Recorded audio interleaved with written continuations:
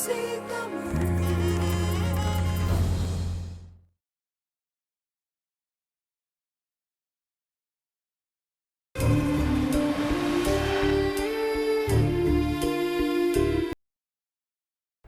மச்சி, நீ சாதாரண கிரிமினல் இல்லடா, இன்டர்நேஷனல் கிரிமினல். மச்சி, இப்ப அவனுக்கு எல்லாம் தெரிஞ்சு போச்சு. நாம இப்ப என்ன செய்ய? பேசாம அவனை போலீஸ்ல காட்டி கொடுத்துருவோமா?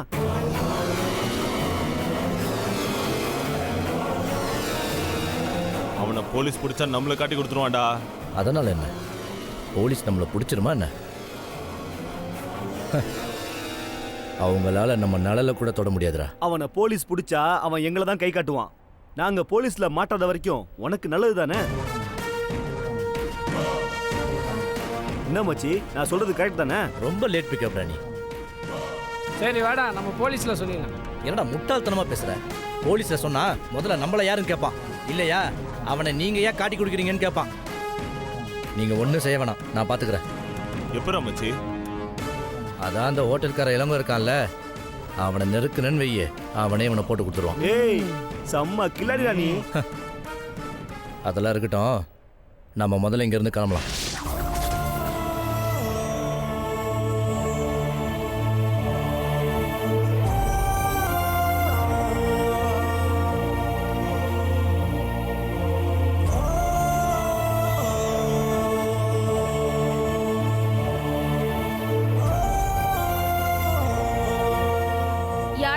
அம்மா எங்க? யாழ்னி, அம்மா எங்கன்னு உன்னதான் கேக்குறேன். உங்க அம்மாவை காக்காவை கொத்திட்டு போகும் ஹோட்டல்ல தான் இருக்காங்க. கொஞ்ச நேரம் பேசாம இரு. ஒரு வார்த்தையில ஹோட்டல்ல இருக்காங்கன்னு சொல்லிருக்கலாம். அதுக்கு இத்தனை வார்த்தை பேசிட்ட? சரி சரி, நேத்து செல்வாக்கும் செல்விக்கும் முதலிரவு நல்லா நடந்திருக்கும். வா, என்னன்னு போய் கேட்டுட்டு வரலாம். நீ நல்ல சினிமா பார்த்து கெட்டு போயிட்ட. உன் வயசு கோளாறு வேற, அதான் இப்படி எல்லாம் பேசிட்டு இருக்க. அவங்கவுங்க வேலையை அவங்கவுங்க பாப்பாங்க, இதெல்லாம் போய் கேட்கணுமா? இது ஒண்ணும் பேசக்கூடாத ரகசியம் கிடையாது, எல்லாருக்கும் தெரிஞ்ச ரகசியம் தான். எல்லாரும் நினைச்சுக்கிட்டு பேசாம இருப்பாங்க. நான் நினைச்சத கேக்குறேன். இதுல என்ன இருக்கு? நாகரிகம்னு ஒண்ணு இருக்கு. பொல்லாத நாகரிகம். இப்படி சொல்லி சொல்லிதான் நம்மள இப்படி அடிமையா வச்சிருக்காங்க. இப்படி கேக்குறது பேசுறது அநாகரிகம்னா இருந்துட்டு போட்டோம். அதுல எனக்கு என்ன பிரச்சனை? உனக்கு பிரச்சனை இல்லம்மா, உன்னை பெத்தவங்களுக்கு தான் பிரச்சனை. எப்படி பெத்து வளர்த்திருக்காங்க பாருன்னு சொல்லுவாங்க. நீ கிழவி மாதிரி பேசாத. உனக்கும் ஏன் வயசு தானே. உனக்கு இந்த மாதிரி காதல், கற்பனை, ரொமான்ஸ் இதெல்லாம் வராதா? சரியான அமுங்குனியா இருக்க. இதெல்லாம் வாழ்க்கையில எப்பதான் அனுபவிக்க போற யாழ்னி? இருக்கு, நிறைய இருக்கு. உன்னை பார்த்தா அப்படி தெரியலையே. அதுதான் நாகரிகம். எனக்கு உன்ன மாதிரி கனவுல வாழ தெரியாது. நான் தமிழினிய நல்லா படிக்க வச்சு கல்யாணம் பண்ணி கொடுக்கணும். எங்க அண்ணன் தர்மாவுக்கு உன்னை கல்யாணம் பண்ணி வைக்கணும். உன் குழந்தை குட்டிய அன்பா வளர்க்கணும், கொஞ்சணும். அதுதான் எனக்கு முதல் கடமையே. நீ நினைக்கிற மாதிரி எல்லாம் எனக்கு ஆசையே இல்ல. என் கூட பிறந்தவங்க எல்லாம் மறந்துட்டு ஏன் வாழ்க்கை தான் முக்கியம் நான் நினைச்சிருந்தேனா, இந்நேரம் என் கையில 2 குழந்தைங்க இருந்திருக்கும். ஆமா, நீ பெரிய தியாகிதான். உனக்கு மெரினா பீச் பக்கத்துல கண்ணகி சிலைக்கு பக்கத்துலயே ஒரு சிலை வைக்க சொல்ற. ஆனா முதல்ல எனக்கும் அண்ணனுக்கும் கல்யாணம் பண்ணி வச்சிரு. உன் காரியத்துல தான் நீ எப்பவும் கண்ணா இருக்க. சரி, அப்புறம் ஏன் நீ அந்த கதிரை பார்த்தா மட்டும் ஒரு மாதிரி ஆயிடுற? அங்க உன் பெண்மனம் வெளிப்படுறத நான் தான் பார்த்தேனே. யார் காதுல பூ சுத்துற யாழ்னி?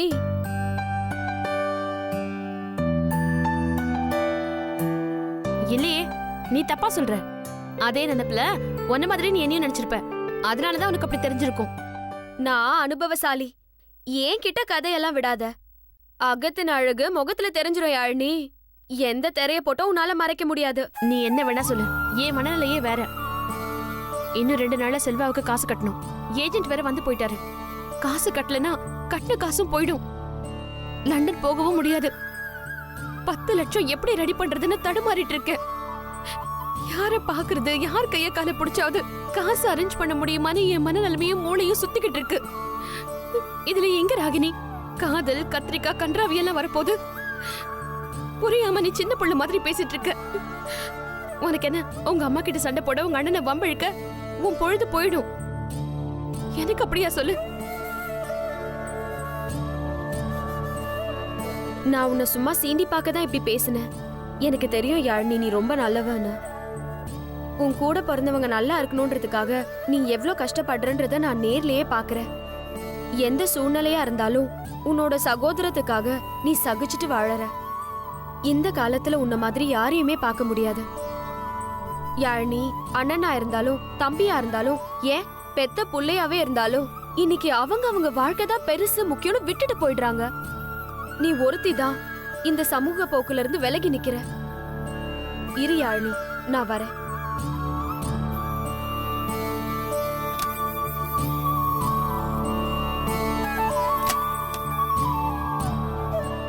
யாழினி, என்ன ராகினி இது? உன் அண்ணன்ல பாதி அண்ணியா சொல்ற. இந்த நகையெல்லாம் உன் அண்ணனை கட்டிக்கிறப்போ சீதனமா போட்டுட்டு வரதுக்குதான். இது எனக்குள்ளதுதான், நீ யாருக்கும் பயப்படாத. இத வித்தோ இல்ல அடகு வச்சோ செல்வா எப்படியாவது லண்டன் போறதுக்கு பணத்தை கட்டிடு. நானும் உன் குடும்பத்துல ஒருத்தி தானே. நம்ம குடும்பத்துக்கு பயன்படாத நகை வேற எதுக்கு? எப்போ புள்ளைய பெத்து கூட வளர்க்கறேன்னு சொன்னியோ அப்பவே நான் செத்துட்டேன். அண்ணியா நான் இது வரைக்கும் என்ன செஞ்சிருக்கேன்? என்ன ராகினி இது?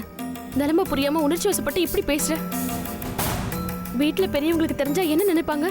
நான் தான் உன்னை ஏமாத்தி வாங்கினதா உங்க அம்மாவே சொல்லுவாங்க. எனக்கு வேண்டாம் ராகினி, தயவு செஞ்சு எடுத்துட்டு போயிடு. உனக்கு கல்யாணம் ஆனதுக்கு அப்புறம் வேணா பாத்துக்கலாம்.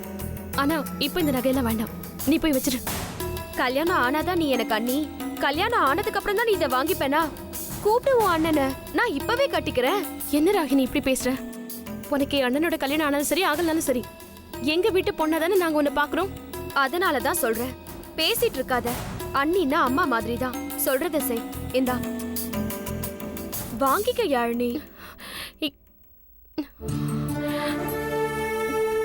நீ அம்மா மாதிரி இல்ல ராகினி, அம்மாவே தான். நீ என் சுமையை அதிகப்படுத்திக்கிட்டே போற. அதெல்லாம் ஒண்ணும் இல்ல, வச்சுக்கோ.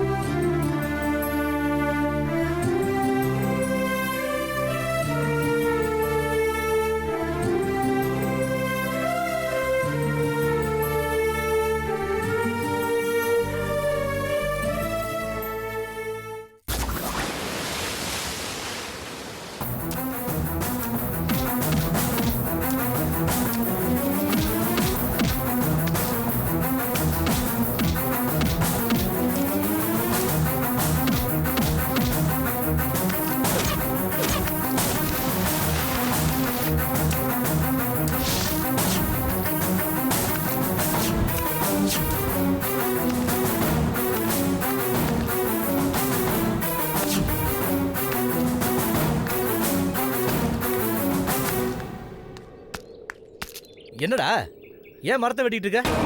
ஏய், ஏய், ஏய், ஏய், என்னடா? ஏய், ஏன்டா அடிக்கிற?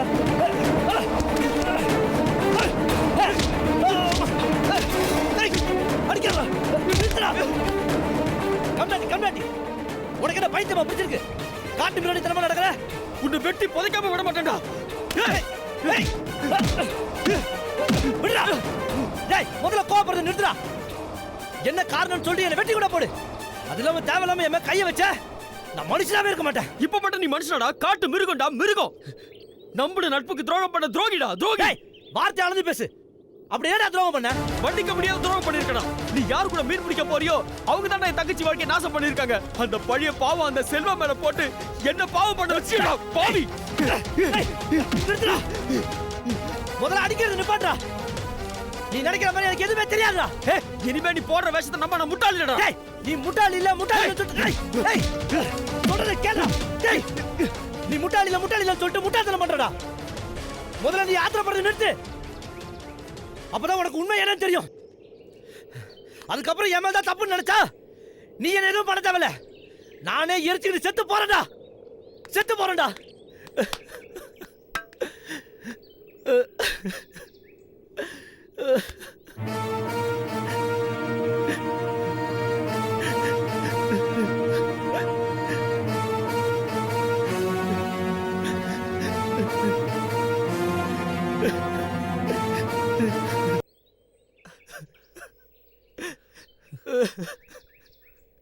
நிரஞ்சா, பெத்த தாய் மேல, நம்மள சுமக்கிற இந்த மண்ணு மேல, உண்மையான நம்ம நட்பு மேல சத்தியம் பண்ணி சொல்றேன்டா.